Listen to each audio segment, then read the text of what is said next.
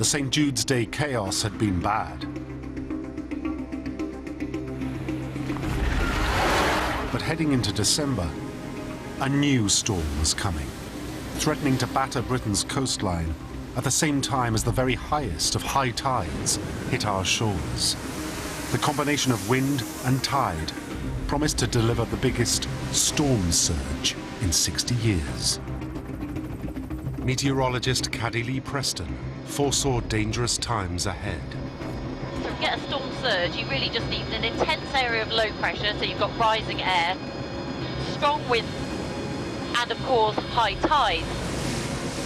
And the low pressure means that the air is rising above the water, and it kind of sucks it up a little bit. It causes the sea levels to rise slightly.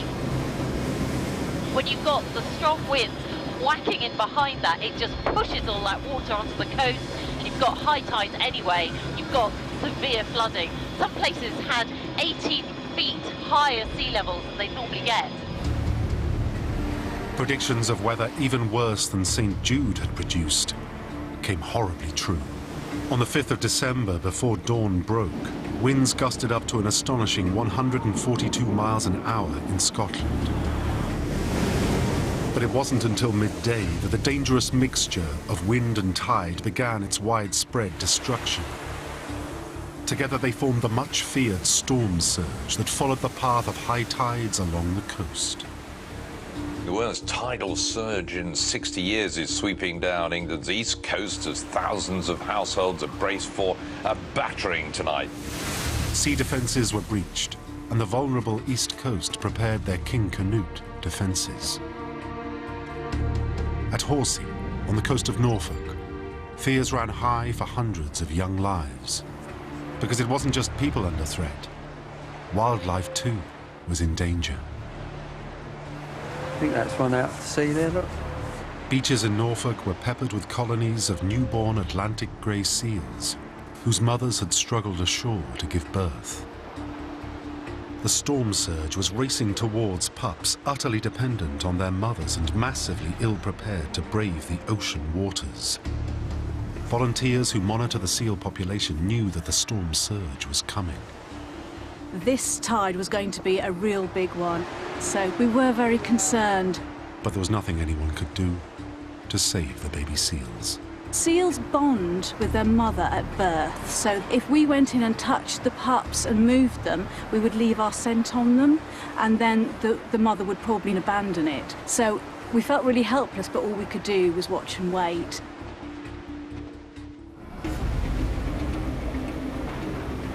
As darkness fell, the surge smashed into the low-lying coast of East Anglia. High tide hit Norfolk around 8 p.m. And from there, the surge powered south. At Lowestoft in Suffolk, high tide came at about 11 p.m. It was even higher than predicted. And once the water breached the defences, it flowed from house to house. Seriously flooding here. You see all the way through. We went downstairs and all we heard was just this gushing of water just piling through, water everywhere. We literally had a matter of 5 minutes before it was up to your waist. You're watching all your stuff being taken away by water. You know, you just know there and then all your stuff is ruined. By the end of the night, 1,400 homes in the east of England were flooded. The next morning on the Norfolk beaches, the seal wardens were desperate to see what had happened to all their pups. It was this scene of devastation, really, on the beach. The day before, our beach was full of newborn pups. Nothing there, they'd just gone. It was really heartbreaking. In fact, several of our wardens were actually crying. It was heartrending. We did a seal count and found that there was about 265 pups missing.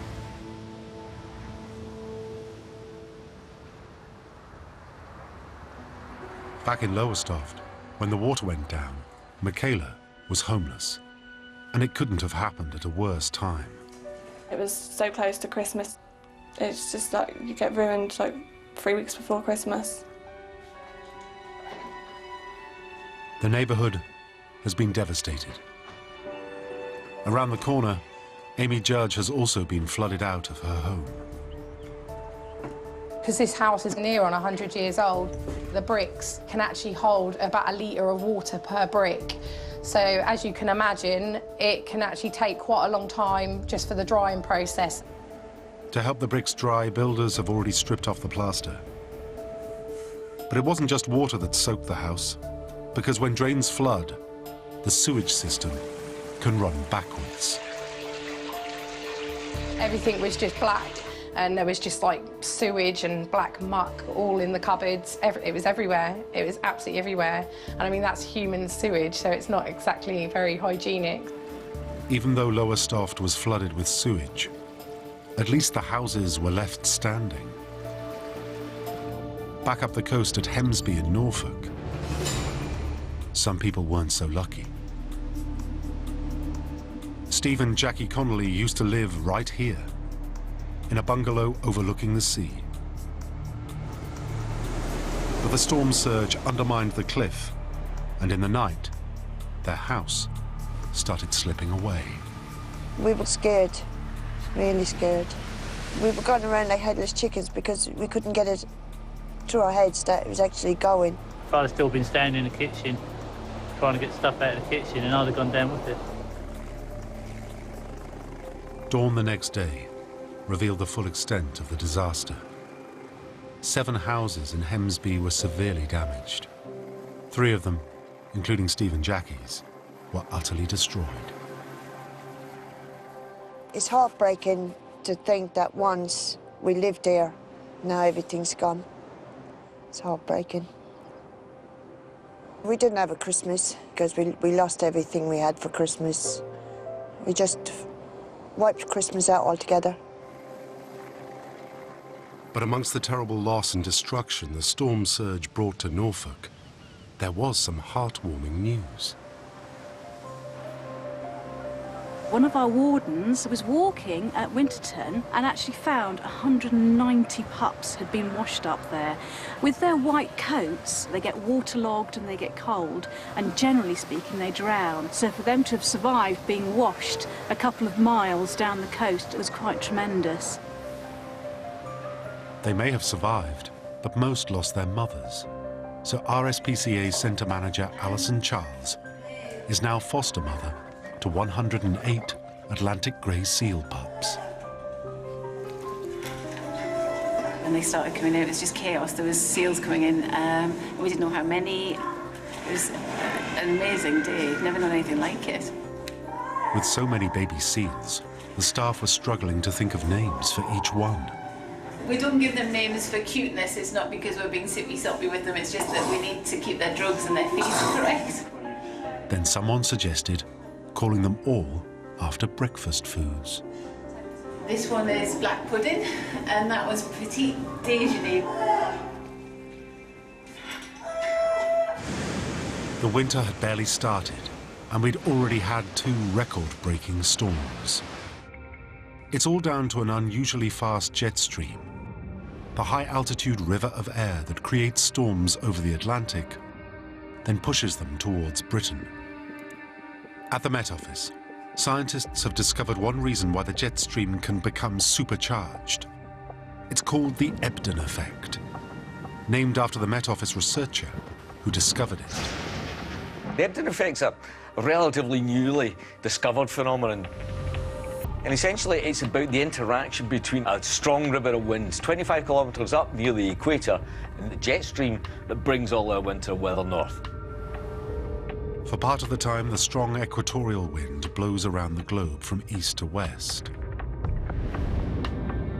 But then, about every 14 months, atmospheric waves rising from the tropics reverse its direction. And when it runs from the west to the east, it can give our jet stream a massive boost.